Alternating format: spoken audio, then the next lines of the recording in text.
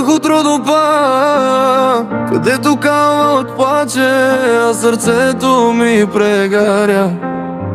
Ти си шепот през планина, вятър в душата, и ме връщаш бавно там, където болката не спира.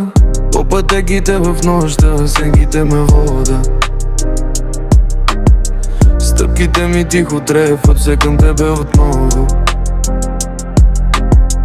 Твоят глас е като кава, реже после лекува, като старо родопско ехо, дето още ме търси.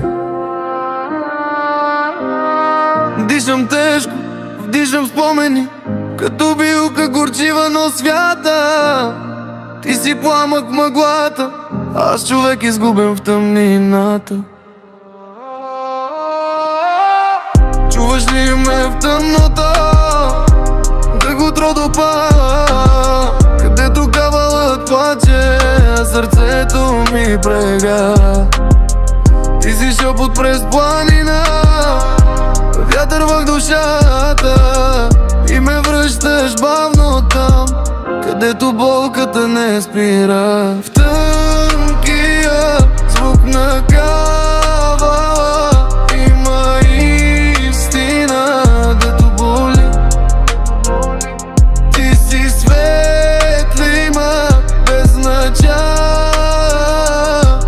и тъмнина без следи.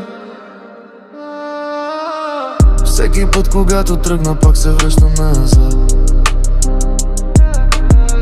към онази тиха вечер, към онзи твой поглед слаб. Там, където небето мирише на димна борна съдба, там, където вятърът свири мелодия стара като душата ми. Чуваш ли ме в тъмното? Дъх от родопа, където кавалът плаче, а сърцето ми прегаря. Ти си шепот през планина, вятър в душата, и ме връщаш бавно там, където болката не спира.